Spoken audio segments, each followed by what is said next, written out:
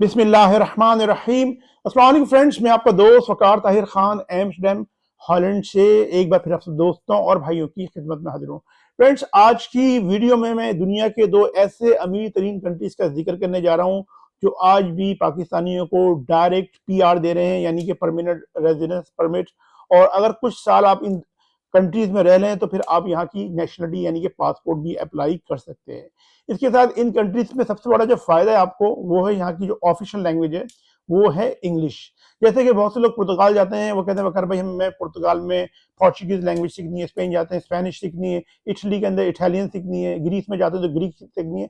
तो इन दो कंट्रीज के अंदर आपको लैंग्वेज की भी कोई प्रॉब्लम नहीं है, लैंग्वेज का कोई बैरियर ही नहीं है। आपको थोड़ी बहुत इंग्लिश भी आती है, आप यहाँ पहुंचिए, मजीद प्रैक्टिस कीजिए और अपनी इंग्लिश को पॉलिश कर लीजिए, तो लैंग्वेज का बैरियर भी नहीं है। और बहुत बड़ी हमारी इंडियन पाकिस्तानी कम्युनिटी भी इन कंट्रीज के अंदर मौजूद है। सारा प्रोसेस मैं आपको एक्सप्लेन करूंगा, ये भी बताऊंगा कि यहाँ का वर्क परमिट आपको किस तरीके से मिल सकता है और डायरेक्ट आप वर्क परमिट पे इन कंट्रीज में जाके पीआर और कुछ सालों बाद नेशनलिटी भी अप्लाई कर सकते हैं। इनमें से एक कंट्री तो ऐसा है कि जिसमें आप जाते हैं तो वो डायरेक्ट ही आपको पीआर देगा, पहुंचते ही आपको पीआर मिलेगी, परमानेंट रेजिडेंस परमिट, उसके 3 साल बाद नेशनलिटी अप्लाई कर सकते हैं।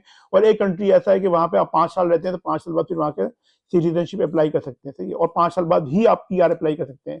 तो सारा प्रोसेस मैं आपको डिटेल से एक्सप्लेन करने जा रहा हूं। जैसा कि मैं अपनी हर वीडियो में कहता हूं कि वीडियो बनाने का मकसद सिर्फ आपको इन्फॉर्मेशन देना है। मैं तो खुद ही यहीं यूरोप में मौजूद हूँ, नेदरलैंड्स के अंदर, लेकिन मैं चाहता हूँ मेरे पास जो नॉलेज है, इन्फॉर्मेशन है, जो मेरा एक्सपीरियंस है, वो आपके साथ शेयर करूं ताकि आप भी एक जायज पॉजिटिव तरीके से, लीगल तरीके से निकलें और बाहर जाएं। और बाहर जाने का जो मेन मकसद होता है वो यही होता है कि अपनी फैमिली को पाकिस्तान में सपोर्ट किया जाए। और जो दो कंट्री के बारे में बता रहा हूँ आपको, यहाँ पे आप अपनी बीवी बच्चों को भी ले जा सकते हैं। अगर आपके बच्चे 18 साल से कम है तो वो आप अपनी बच्चों को भी साथ में इजीली ले जा सकते हैं, सही है।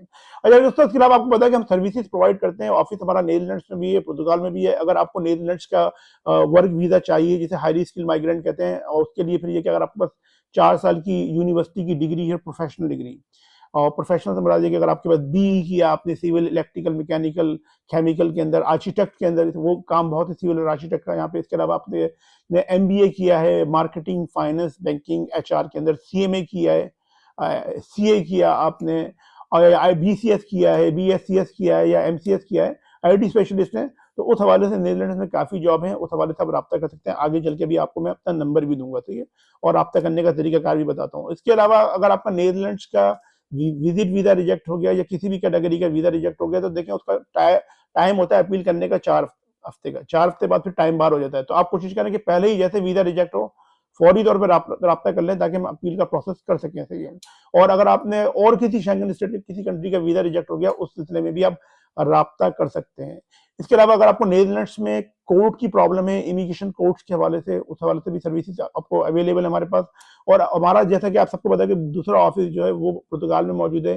पुर्तगाल में जैसा कि काफी वीडियोस में बता चुका हूँ, आपने मेरी सक्सेस स्टोरीज भी देखी है, काफी बड़ी कामयाबी के साथ पुर्तगाल में हम आर्टिकल 92, D2, D7 वीजा और फैमिली रियूनिफिकेशन के मामला को डील कर रहे हैं। उस हवाले से भी सर्विसेज चाहिए तो अभी नहीं, इस वीडियो के आखिर में मैं आपको अपना नंबर दे दूंगा, रब्ता करने का तरीकाकार बता दूंगा, आप रब्ता कर लीजिएगा, ठीक है। तो वो तरीकाकार मैं आपको सारी चीजें एक्सप्लेन करता हूँ आगे चल के। अच्छा फ्रेंड्स, आज तो है फ्राइडे का दिन, यानी कि 17 अप्रैल, और कल 18 अप्रैल सैटरडे का।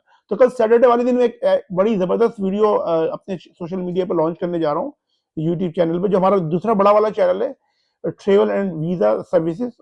उसका लिंक मैं इसी वीडियो के डिस्क्रिप्शन में दे दूंगा। तो कल मैं रात को पाकिस्तानी टाइम के मुताबिक 11-12 बजे तक उस पर मैं वीडियो लॉन्च करूंगा, जिसमें मैं आपको बताऊंगा कि नीदरलैंड्स में आप आकर आसानी से किस तरीके से 5 तरीके से लीगल तौर पर यहाँ पे आ सकते हैं और यहाँ की सिटीजनशिप भी कुछ सालों बाद हासिल कर सकते हैं। जॉब का पूरा तरीकाकार कल की वीडियो में मैं आपको एक्सप्लेन करूंगा। तो कल वाली वीडियो आप लाजमी तौर पे देखिएगा, सही है। अब नंबर है वो मैं देता हूँ आगे, क्योंकि नंबर में शुरू में दे देता हूँ, लोग वीडियो देखते नहीं है, प्रोसेस लोगों को समझ में नहीं आता है और फिर लोग रब्ता करना शुरू कर देते हैं।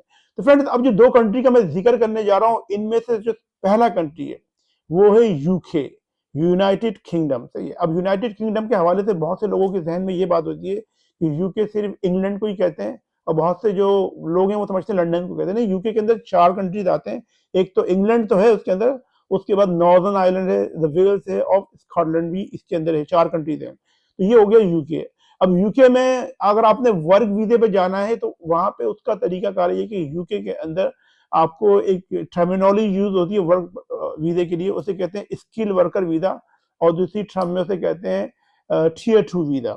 अब ये वर्क वीजा होता है, इसके लिए आपको इंग्लिश लैंग्वेज का एक आइल्ट्स भी करनी होती है पाकिस्तान में, वो कर लें। तो यूके के अंदर बहुत सारे ही मल्टी नेशनल कंपनीज हैं, वहाँ से बहुत से लोगों के रिश्तेदार हैं जो अच्छी अच्छी कंपनीज चला रहे हैं वहाँ पे, तो वो अगर आपको स्पॉन्सर करते हैं वर्क वीजे के लिए, वर्क वीजा अगर आपको वो भेजते हैं, उसकी कुछ रिक्वायरमेंट्स हैं वो फुलफिल करते हैं, तो आपको पाकिस्तान से डायरेक्ट ही यूके का वर्क वीजा मिलेगा, जो यूके का हाई कमीशन इस्लामाबाद में वो उसको डील करता है, वो वीजा मिलेगा। उस पर आप यूके जाएंगे तो फिर यूके का आपको वहाँ पे BRC यानी ब्रिटिश रेजिडेंस कार्ड आपको मिल जाएगा, वहाँ पे उस पर आप रह सकते हैं।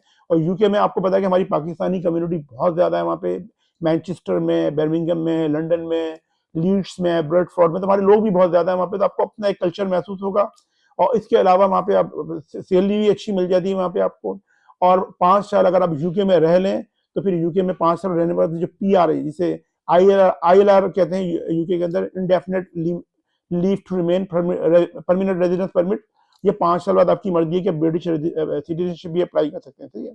तो ये है उसका एक तरीकाकार। अच्छा, अब ये जो आपका जो वीजा है यूके का, अगर ये स्किल वर्कर वीजा आपका अप्रूव हो जाता है तो साथ में आपके वो बच्चे जिनकी उम्र 18 साल की है वो और अपने स्पाउस को भी आप डिपेंडेंट वीजे पे ले जा सकते थे। तो ये मैंने आपको यूके का बता दिया। अब जो दूसरा कंट्री है वो है कनाडा। अब बोलेंगे वकर भाई कनाडा तो बहुत मुश्किल है जाना। देखिए, जाना तो सभी जगह मुश्किल है, जैसे पाकिस्तान के बराबर में अफगानिस्तान है तो वहां पे भी जाना मुश्किल है। जाना कहीं भी, मतलब ये कि आपने कोशिश करनी है ना, आप कोशिश करें।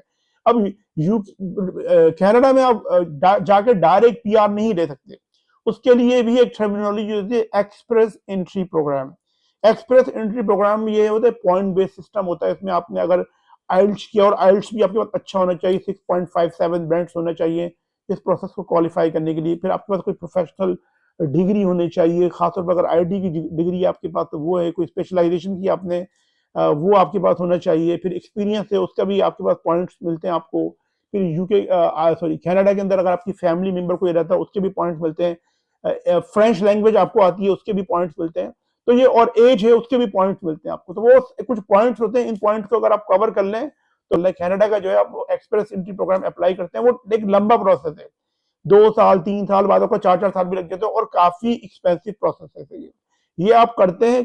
तो इसमें भी होता है कि फिर आपको डायरेक्ट, फिर आप जो एक्सप्रेस एंट्री प्रोग्राम अगर आपका अप्रूव्ड होता है तो साथ में अपनी स्पाउस और वो बच्चे जिनकी उम्र 18 साल से कम है उनको भी आप कनाडा अपने साथ ले जा सकते हैं। फिर वहां पे आपको जो है वो डायरेक्ट PR मिलेगी, जिसे कहते हैं परमानेंट रेजिडेंस परमिट।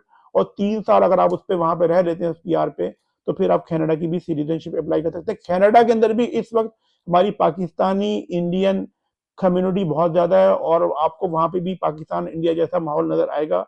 बहुत अच्छा माहौल है वहां पे, सही है। तो ये मैंने आपको बताया कि सिर्फ कनाडा में एक्सप्रेस एंट्री प्रोग्राम पे पहुंच के ही PR मिल सकती है। अगर आप समझ रहे हैं कि मैं विजिट वीजे पे जाकर वहां पे PR ले लूंगा या वहां पे कोई, वो सिस्टम नहीं है। इसे एक्सप्रेस एंट्री प्रोग्राम के बिहार पे आपको PR मिलती है वहां पे। तो ये मैंने आपको 2 कंट्रीज बताई हैं, और बता भी दी कि फैमिली को साथ में ले जा सकते हैं, और प्रोसेस भी मैंने एक्सप्लेन कर दिया। अब मैंने आपको ये ओपन नंबर जो दिया ना मेरे भाइयों दोस्तों, इस नंबर पे आपने मुझे कॉल नहीं करनी। बहुत से लोग कॉल करते हैं, और कॉल नहीं करें। आप अपने अगर अपना वर्क वीजा प्रोसेस करवाना है नीदरलैंड्स का, तो आप अपना पूरा सोशल और एजुकेशनल बैकग्राउंड लिख के भेजें कि आपकी डिग्री कौन सी है, किस यूनिवर्सिटी से की है, पासिंग आउट ईयर क्या है, क्रेडिट आवर्स क्या है, GPA क्या है, आपका एक्सपीरियंस क्या है, लिख के भेजें। CV नहीं भेजें, CV को कंसीडर नहीं करते। देखिए भाई, ये मोबाइल है, मोबाइल की एक मुख्तसर सी स्क्रीन है, इस पर अगर, और इस पे जो नहीं पढ़ भी नहीं सकते इस पर, सही है। तो आप पहले अपना लिख कर भेजें, हम उसको चेक करेंगे। और मोबाइल की मेमोरी भी एक शॉर्ट मेमोरी होती है, बहुत से लोग उस पर पासपोर्ट की कॉपी भेज रहे हैं, नहीं वो तो उनको तो उनको अटेंड ही नहीं करते, मतलब उनको कोई रिस्पॉन्ड ही नहीं करते। लिख कर भेजें इंग्लिश में। और अगर आपको कोई विजिट वीजा प्रोसेस करवाना तो उस हवाले से आप अपनी नेट सेडी लिख के भेजिए, आप अपनी ट्रेवल हिस्ट्री लिख के भेजिए, आपकी क्लोथिंग बैलेंस क्या है, आपकी ट्रेवल हिस्ट्री क्या है, कंपनी आपको NOC देगी या नहीं देगी, आया कि आप पाकिस्तान में रहते हैं या गल्फ कंट्रीज हैं, सऊदीया, ओमान, बहरीन, कतर, कोई, ये लिख के भेजें। आप लिख के भेजें, फिर हमारे जो स्टाफ मेंबर्स हैं वो देखेंगे आया कि आप किसी प्रोसेस के लिए एलिजिबल हैं, तो फिर हम आपको एक असेसमेंट कॉल की रिक्वेस्ट सेंड करेंगे। और पाकिस्तान में रहने वालों के लिए और गल्फ में रहने वालों के लिए असेसमेंट फीस 5,000 रुपए, और यूरोप में रहने वालों के लिए 30 यूरो हमने रखी है। और बाद में जब प्रोसेस करवाएंगे तो फिर ये पैसे हम नेक्स्ट अमाउंट में से माइनस कर देंगे। बहुत से लोग कहते हैं वकर भाई 1 मिनट बात कर लें, 2 मिनट बात कर लें। बहुत से लोग होते हैं टाइम पास करने वाले होते हैं, चस्के लेने वाले होते हैं। और बहुत से लोग कहते हैं वकर भाई मेरी तनख्वाह 4 लाख है, मेरी तनख्वाह 5 लाख रुपए, वो 5,000 रुपए नहीं दे रहे, तो इसी ये जो असेसमेंट कॉल है ना, इसी से हमारे क्लाइंट का जो है वो फाइनेंशियल बैकग्राउंड पता लग जाता है, वो कितने पाते हैं, इसकी क्रेडिबिलिटी पता लग जाती है। जो शख्स 5,000 रुपए नहीं दे सकता वो आगे का प्रोसेस भी नहीं करवा सकता, और वो जब आगे का प्रोसेस करवाएगा तो भाई कनाडा जाने का तो टिकट ही 5 लाख रुपए का, तो कहाँ से देंगे आप 5 लाख रुपए, 5,000 रुपए नहीं है आपको। तो इसी से हम जो नहीं जज कर लेते हैं, और फिर हम जो क्लाइंट है उसके फिर नेग्लेक्ट कर देते हैं, फिर रिस्पॉन्ड नहीं करते सही है। बातचीत करना चाह रहे हैं, हम आपको अपनी एक्सपर्ट एडवाइस देंगे, और आपको आपके लिए एक बेहतर आपको सर्विस भी मिलेगी। अब मेरे 3 यूट्यूब चैनल्स हैं, फेसबुक है, टिकटॉक है, वेबसाइट है कंपनी की, वो भी मैंने इस वीडियो के डिस्क्रिप्शन में दे दिया, आप जाके देखिए, आप सक्सेस स्टोरी देखिए, और फिर अगर आप मुतमईन हो, सर्विस लेना चाहें तो बिल्कुल ले सकते हैं। You are always welcome back. तो फ्रेंड, ये आपकी वीडियो, आप सब अपना बहुत बहुत ख्याल रखें, अपने पेरेंट्स और अपने बुजुर्गों का बहुत बहुत ख्याल रखें, और अपने भाई के इस चैनल का भी। मैं मिलता हूँ अपनी नेक्स्ट वीडियो में। अस्सलाम वालेकुम, अल्लाह हाफिज़।